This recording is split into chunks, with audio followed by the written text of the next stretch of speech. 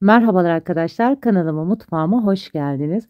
Bugün evde kolay kol böreği nasıl yapılır çıtır çıtır bunun tarifiyle sizlerleyim. Buyurun yapım aşamasına geçelim.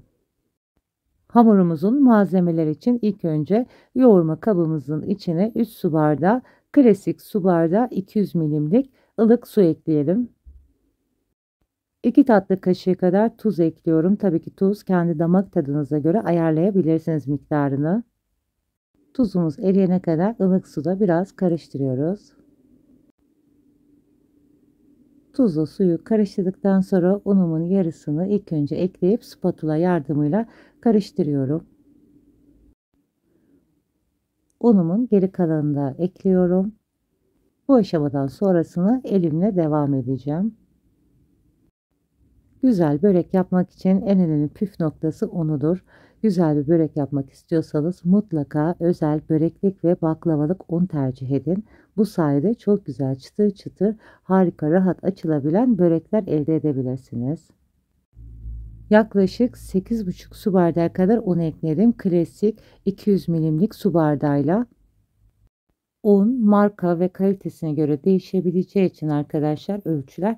O sebeple sizler bu kıvam alana kadar un ekleyerek yavaş yavaş hamurunuz kıvam alana kadar yoğurun. Yoğurma kabımda biraz yoğurduktan sonra hamurumu tezgahıma çok az un serperek tekrar kıvam alana kadar bu şekilde açarak özlü bir hamur elde ediyorum ki hamurumun daha güzel açılması için bu işlemi yaklaşık 15 dakika tezgahımda yoğurarak devam ettim. Hamurumda gördüğünüz gibi pürüzsüz özlü bir kıvam aldı. Hamur kesme aparatıyla parçalara ayıracağım. İlk önce 8 eşit parçaya ayıracağım ama arkadaşlar sonrasında ben ufaltarak 12 parçaya ayırdım. Elimle bu şekilde yuvarlayarak bezeler elde ettim 12 adet. Ben tezgahımda açacağım için bezelerimi küçük tuttum ki arkadaşlar rahat açabileyim diye.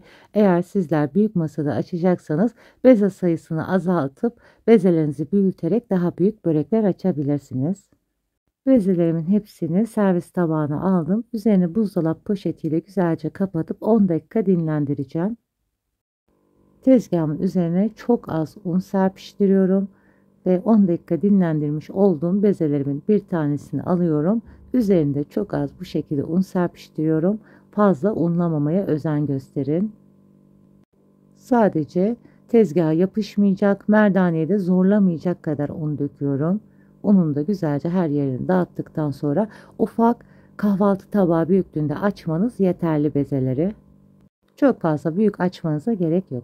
Bu arada 100 gram kadar tereyağımı tavada kısık ateşte erittim. Üzerindeki köpüklerini de bu şekilde alıyorum. Üzerindeki köpüklerini de kaşık yardımıyla temizleyeceğim ve kaseye dökeceğim. Kaseye dökmüş olduğum tereyağın üzerine bir çay bardağı dolusu sıvı yağ ekliyorum.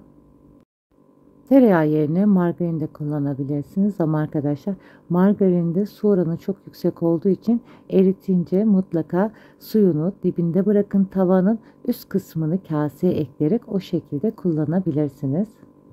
Servis tabağımın alt kısmında yağladıktan sonra açmış olduğum bezemi servis tabağıma koyuyorum. Üzerinde fırça yardımıyla yağlayıp kenara alıyorum. Yine aynı işlemi devam ederek bütün bezelerimi bu şekilde açacağım.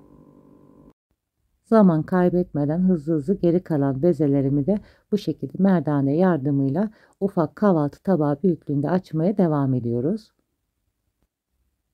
Yine tekrar üzerine yağ karışımından sürüyorum. Kenardaki bezelerimizi de mutlaka üzerine örtülü tutalım ki kurumaması için. 12 adet bezemin hepsini açana kadar bu işlemi devam edeceğim. Hamurlarınızı yavaş açıyorsanız bütün bezelerinizi açtıktan sonra yağlama işlemini yapabilirsiniz. Hepsi aynı sürede beklemiş olurlar. Bütün bezelerimi açma işlemim bitti. En son katını da tekrardan yağladım. Şimdi streç folyo kağıdı ile hava almayacak şekilde hamurlarımı kapatıyorum. Kenarda 1 saat dinlenmeye bırakacağım. Ben de bu arada böreğimin iç harcını hazırlayacağım.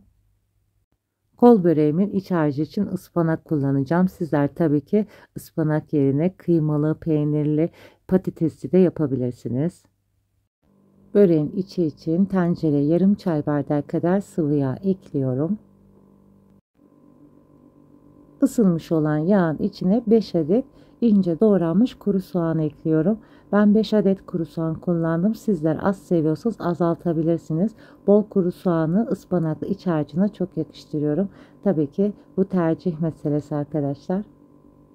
Sizler fazla soğanlı sevmiyorsanız soğan miktarını azaltabilir veya daha ince kıyabilirsiniz soğanlı. 1 kilo ıspanağı güzelce yıkadım, temizledim, ince ince kıydım. 1 kilo ıspanak kullanacağım. Sizler çiğden yapıp içine peynir de ekleyebilirsiniz. O şekilde de çok güzel oluyor. Ben peynir eklemeyeceğim için kavurarak yapacağım börek içimi. Ocağın altını kısmayın bu aşamada. Ispanağınız aksi halde sulanır. Sulanmaması için hemen yüksek ateşte şöyle bir iki karıştırdıktan sonra çok hafif ıspanaklar ölene kadar karıştıralım. Çok da fazla pişirmemeye özen gösterelim. Ispanakların üzerine tuz, pul biber, karabiber kullanacağım. Sizler tabii ki damak tadınıza göre bu baharatları azaltabilir, çoğaltabilirsiniz. Baharatlarını karıştıracağım ve hemen ocağımın üzerinden alacağım. Kesinlikle ocağımın altını kısmıyorum. Yüksek ateşte bu şekilde kavuruyorum. Börek hamurumuz çok ince olduğu için ıspanaklar sulu olursa böreğimizi kapatırken yırtılma olabilir. Hatta tencereden ıspanaklarımı kevgir yardımıyla aldım. Suyu tencerenin dibinde kaldı. Bu şekilde kenarda ıspanaklarımı soğumaya, ılınmaya bırakacağım. 1 saat bekletmiş olduğum hamurumu artık açmaya başlıyorum. Çok az kalan yağımdan da tezgahıma sürdüm. Bezelerimde görüyorsunuz aralarını güzel yağladığım için hiçbirbirine yapışmadan çok kolaylıkla ayrılıyor. Yine tekrar kalan tereyağlı ve sıvı yağ karışımından fırça yardımıyla üzerine sürüyorum. Bu şekilde bakın hamurlarım da beklediği için çok kolay açılıyor.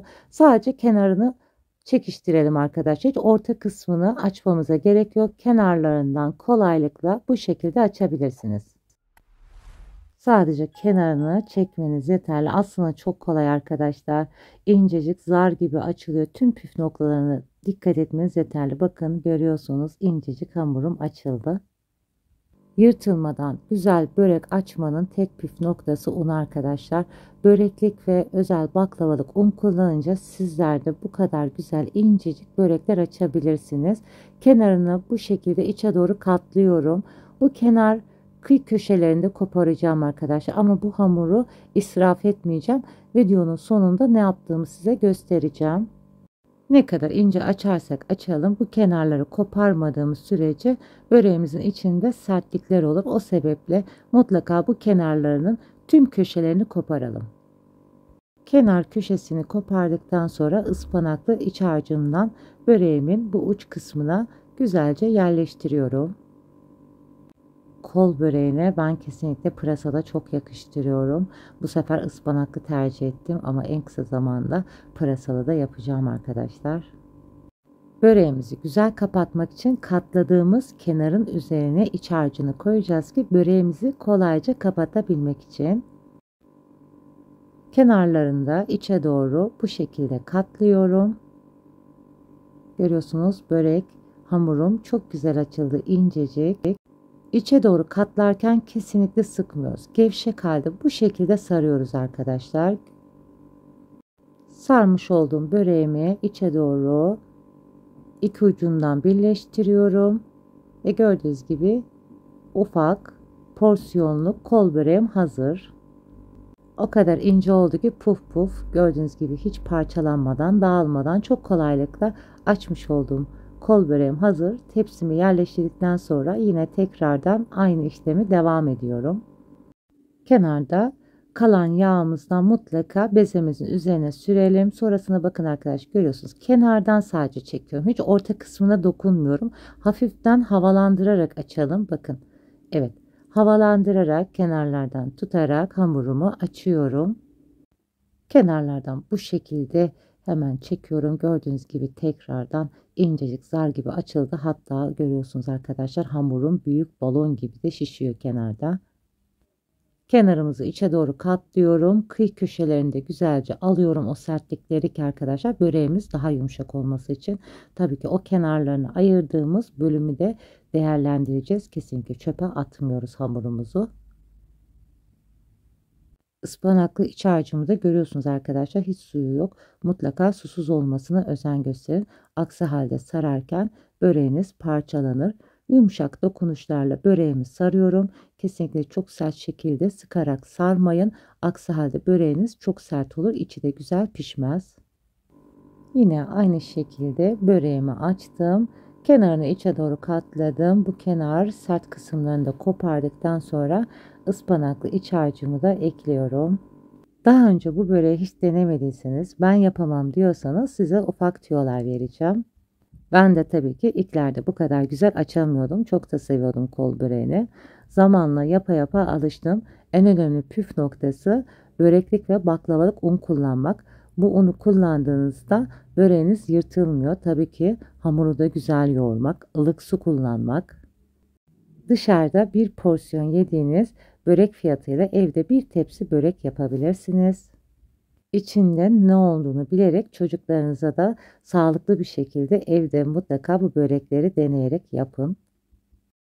Böreklerim o kadar ince açıldı ki uç kısımları hemen balon gibi de şişmeye başladı. Evet, içe doğru bu şekilde katlıyorum. Kol böreğim hazır tepsime gidiyor.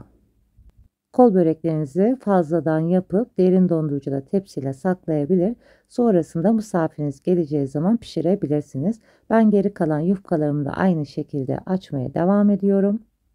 Böreklerimin hepsini açtım. Geri kalan yağ ile fırça yardımıyla bu şekilde böreklerimin üzerine güzelce sürüyorum. Yumurta sarısı kullanmayacağım ama sizler isterseniz yumurta sarısı da kullanabilirsiniz. Tereyağı ve sıvı yağ karışımı da çok güzel nar gibi kızartacak böreklerinizi. Hiç yumurta sarısı kullanmanıza bile gerek yok. Böreklerim o kadar ince oldu ki balon balon kabarmaya başlamış bile arkadaşlar. Fırınımı 5 dakika ısıttım. 175 derecede kek ayarında pişireceğim ki böreklerimin de içi daha güzel pişmesi için. Yüksek ayarda, fanlı ayarda pişirirseniz el açması olduğu için içi tam güzel pişmeyebilir.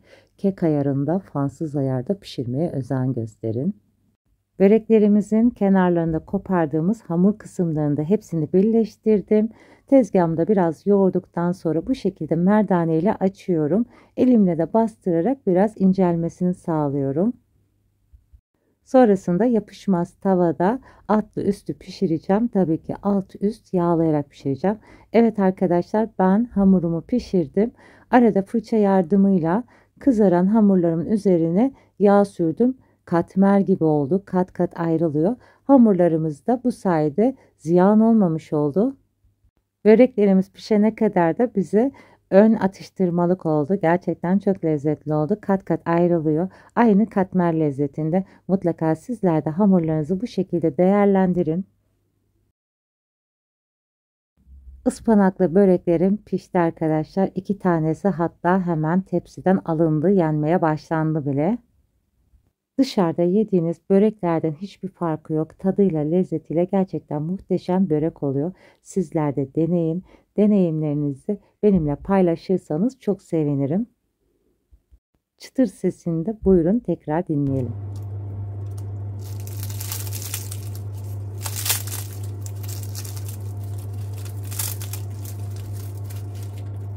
Böreklerimiz çıtır çıtır pul pul dağılıyor gördüğünüz gibi. Bu arada arkadaşlar, kanalıma hala abone değilseniz abone olmayı, daha güzel tariflerden haberdar olmak için zil sesi butonunu açmayı unutmayın. Bu sayede başka yeni tariflerimden anında haberdar olabilirsiniz.